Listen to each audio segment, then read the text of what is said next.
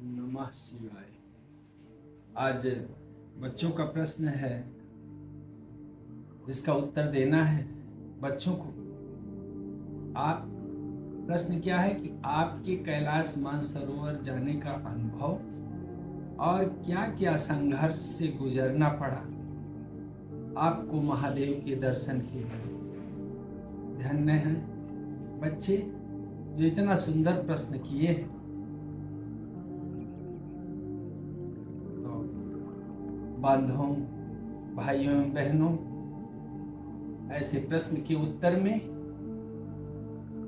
बाद में प्रश्न का अंत होता है कि महादेव का दर्शन के लिए, महादेव का दर्शन करने के लिए कैलाश मानसरोवर यात्रा जाने का अनुभव और क्या क्या संघर्ष।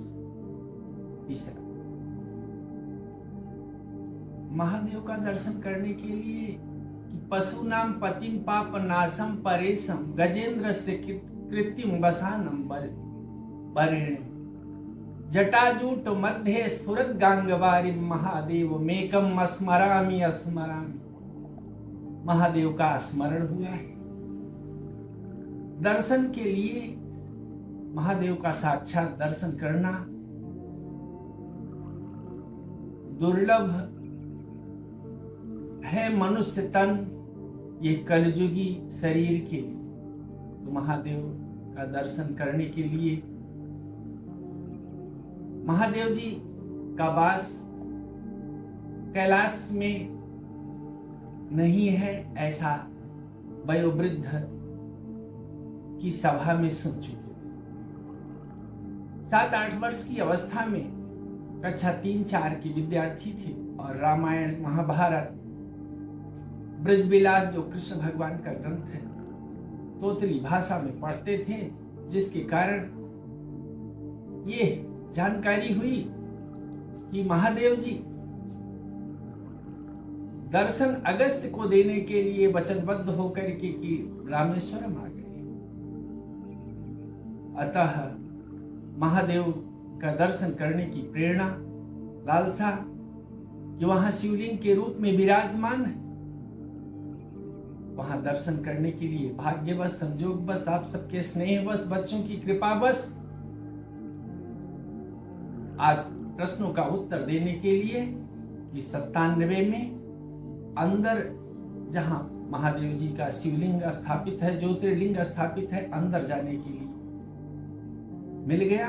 और वहां दर्शन 6 बजे प्रातः गंगा जल भी बिना टिकट लेकर के गए हैं, मदार का फूल, ये सब पूजन सामग्री सब लिए हैं और भगवान की कृपा कि पुजारी अंदर जाने के लिए संकेत मात्र करते हैं और अंदर चले गए जहां जाना वर्जित ही है, लेकिन जय गए और उनके ऊपर चढ़ा रहे हैं। ध्यान स्वप्नवत है आज।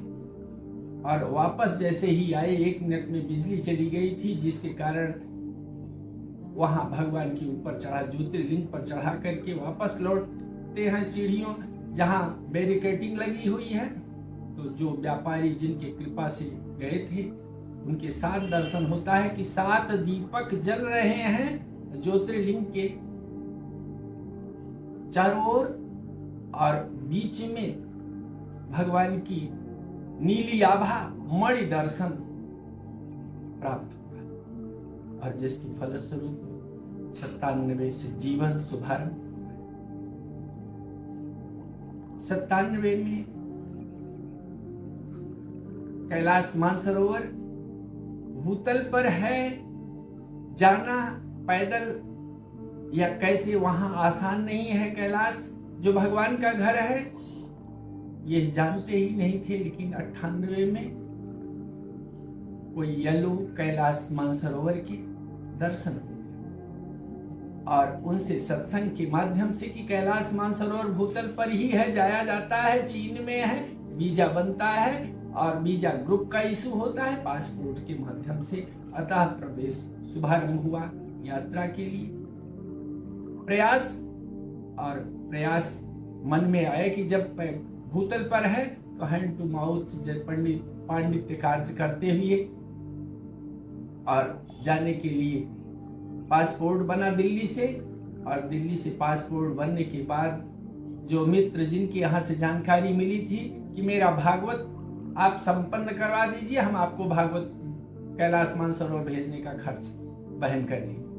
पासपोर्ट जब पहली बार बना 99 में, तो 99 में जा न सके, लेकिन जो पड़ोसी मित्र थे वहां वो अमरनाथ ले गए कि कैलाश नहीं जा सके हो, तुम्हारी इच्छा है, और उनका स्नेह बना, वो अमरनाथ लेकर के अकेले चले गए वहां भगवान का दर्शन करने के लिए कि बर्फ के शिवलिंग में भगवान उपस्थित होते हैं, बर्फ के शिवलिंग के रूप में उपस्थित होते हैं। लेकिन रास्ते में जाते समय ही सूचना मिल गई कि नहीं, शिवलिंग इस समय बना ही नहीं है और समाप्त हो चुका है।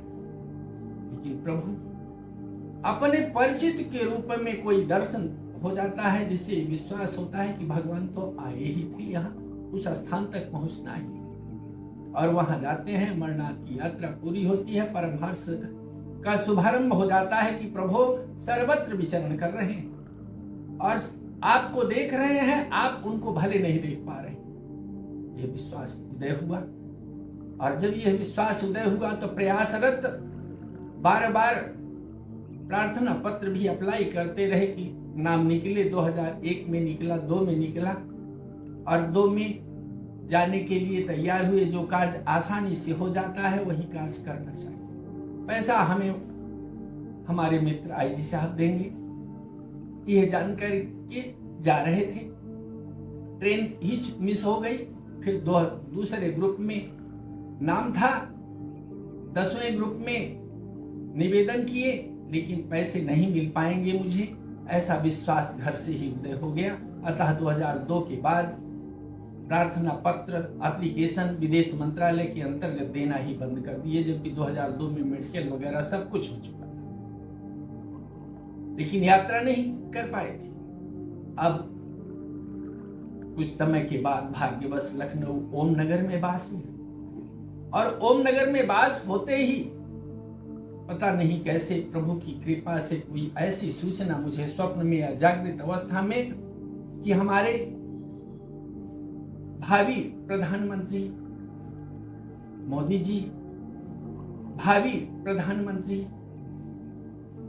जी कैलाश मानसरोवर की यात्रा कर चुके हैं।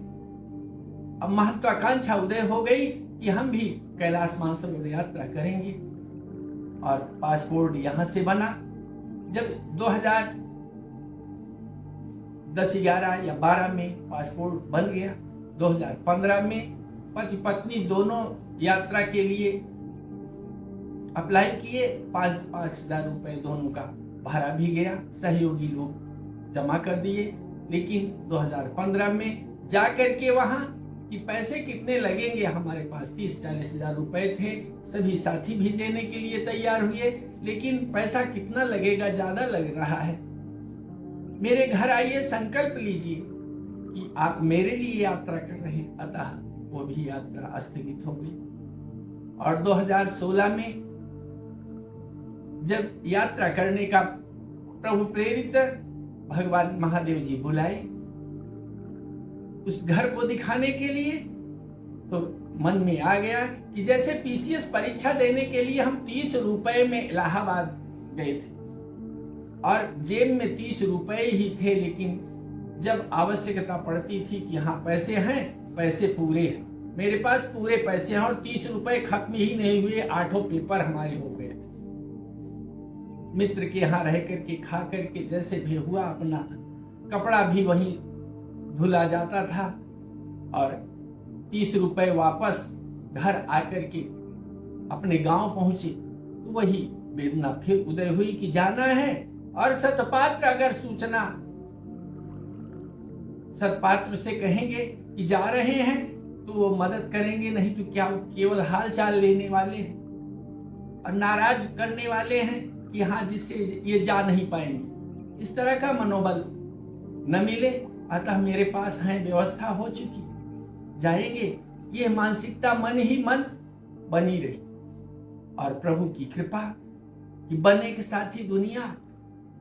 जैसे ये हुआ कि हाँ ये जा ही रहे हैं, तो इस तरह से देवी जी की आवाज आई और कृपा बनी कि हाँ आपके पैसे की पूरी व्यवस्था हुई, कुछ कमी हो तो बताइए। तो कुछ कमी, जब माता की कृपा हो चुकी है, आदिशक्ति की कृपा हो चुकी है, तो कमी बताई नहीं जा रही है, उसके बाद भी पूरी होती चली जा रही है। अर्थव्यवस्था पूरी, धन पूरा हो गया। और मित्र भी इस तरह से कि अगर कुछ कम पड़ेगा, अशोक शुक्ला कानपुर के बड़े भाई के रूप में प्रस्तुत हुए कि हाँ अगर कुछ आपके पास पैसे कम पड़ेंगे तो मेरे पास पर्याप्त डॉलर है और आपको जाना है, आपको भेजेंगे।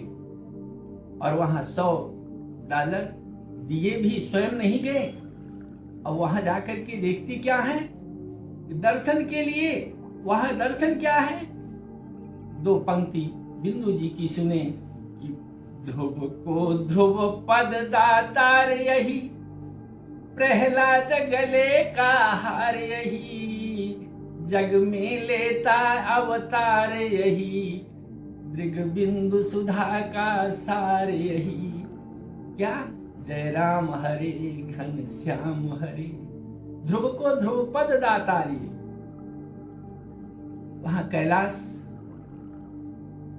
आज विज्ञान में प्रमाणित है कि सूर्य स्थिर है, पृथ्वी टहलती है, पृथ्वी घूमती है, विज्ञान प्रमाणित करता है। लेकिन ज्योतिष वृद्धों की सभा में, ज्ञान वृद्ध वयोवृद्ध पिता की सभा में बाल्यकाल में सुन चुके थे कि पृथ्वी स्थिर है, सूर्य, सभी ग्रह टहलते हैं। जैसे मनुष्य के ऊपर सभी ग्रह आते हैं क्रमशः, ऐसे ही भूमंडल पर टहलते हैं, पृथ्वी स्थिर है। और इसी से हम जब अपना मन स्थिर कर जाते हैं तभी कल्याण हो सकता है। वहां कैलाश मानसरोवर में ऐसा ही देखने के लिए मिला कि भक्त ध्रुव जो स्थिर हैं, आपके विवाह काल में पंडित जी दर्शन करवाते हैं कि उत्तर दिशा में रात्रि है, उत्तर दिशा में देखो कि ध्रुव का दर्शन करो। तो कैलाश मानसरोवर, जो कैलाश कहा जाता है, वह पृथ्वी का केंद्र है, भूमंडल का, भूतल का केंद्र है, नाभि है। और यदि है कुछ तो ध्रुव जी वहीं बैठे हुए, ध्रुव जी वहीं स्थिर है। और आज जो हिंदू परंपरा में, हिंदुस्तान में विवाह संस्कार जब संपन्न होते हैं तो अवश्य ही रात्रि में जब संपन्न होता है तो कहा जाता है, पंडित जी, पुरोहित जी कहते हैं कि ध्रुव का दर्शन करो। तो वहां ध्रुव का दर्शन कैलाश के रूप में, पहाड़ के रूप में देखने के लिए जिसकी परिक्रमा हम लोग किए, सुमेरु पर्वत जो कहा गया, कहा जाता है, वही ध्रुव जी। वो ध्रुव जी, भक्त ध्रुव जी। और भक्त के चारों ओर चक्कर कौन लगाता है, सप्त ऋषि। और रात्रि में गुग्गू में जहां रुके हैं सब भक्तगण, वहां गुग्गू में देखते हैं कि 2 बजे रात्रि से ही एक चमकती हुई ज्योति, एक तारा आता है और मानसरोवर में डूब जाता है। क्रमशः शीशे के बने हुए जो रुकने का स्थान है, वहां से सब कैलाशियों को दिखाई पड़ता है कि 7 तारे आए क्रमशः और रुक गए। उसी कैलाश मानसरोवर में डुबकी लगा लेते हैं और अंतिम में वशिष्ठ ऋषि आते हैं तारे के रूप में। वशिष्ठ ऋषि, सप्त ऋषियों में बाद में वशिष्ठ ऋषि आए और सवेरा हो गया, सवेरा हो गया। वशिष्ठ ऋषि जैसे ही डुबकी लगाते हैं पांव फट जाता है, और अर्थात ब्रह्म मुहूर्त शुभारंभ हो जाता है। ऐसा दर्शन करने के लिए मिला और विश्वास उदय हो गया कि सप्तऋषि जो चक्कर ध्रुव का लगा रहे हैं वह और कोई स्थान नहीं है, वह स्थान कैलाश है। ध्रुव जी कैलाश में बैठे हैं कि उत्तर दिशा में सब देखते हैं। तो जाने का संघर्ष जो है वह आत्मबल से सारे संघर्ष दूर हो जाते हैं। और आत्मबल से तब उदय होता है जब आप अपनी व्यथा नहीं कहेंगे। और महादेव का दर्शन करने के लिए कि वहां कैलाश गए, लेकिन पापनाशम परेशम महादेव मेकम स्मरामि स्मरामि, महादेव जी का स्वरूप कि पशु नाम पतिम पापनाश, वहां पाप मेरे नष्ट हो गए, तभी पहुंच पाए।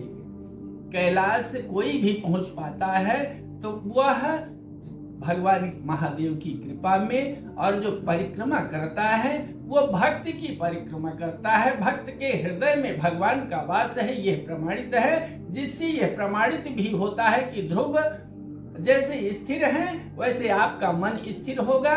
तो पृथ्वी स्थिर है, पृथ्वी के केंद्र में ही, भूतल के केंद्र में ही कैलाश है और ध्रुव वही विराजमान है।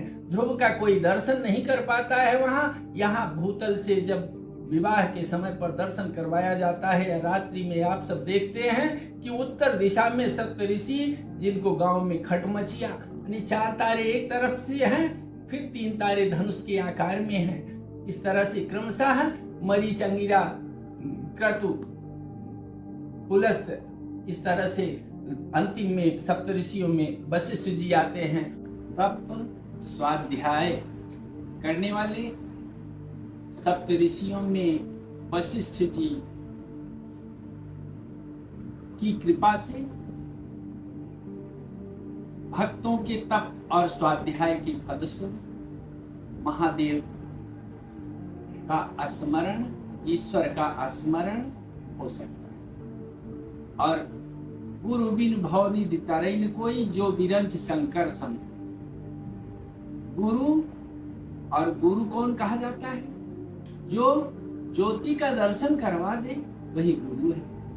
तो ज्योति का दर्शन कैसे हुआ प्राप्त, गुरु कौन है ये पता नहीं है, लेकिन रामेश्वरम में मणि दर्शन में जो ज्योति का दर्शन हुआ है वो प्रभु का दर्शन है, महादेव जी की कृपा से या महादेव जी का दर्शन। और वही स्वरूप कैलाश में, कैलाश पहाड़ का दर्शन तो सफेद सफेद हुआ है कि सफेद या स्वर्ण आकृति आभा जैसे दिखाई पड़ी है, लेकिन स्वर्ग की सीढ़ियां वहां देखने में भक्तगण या जो सहयोगी गण थे, लेकिन कैलाश की परिक्रमा करते हुए जो सप्तऋषि मंडल दिखाई पड़ा ज्योति के रूप में, वही ज्योति टिमटिमाता हुआ तारा या ज्योति मानसरोवर में डूब गई। और ज्योति के आधार पर ही जो ज्योति का दर्शन करवाए वही सद्गुरु होता है।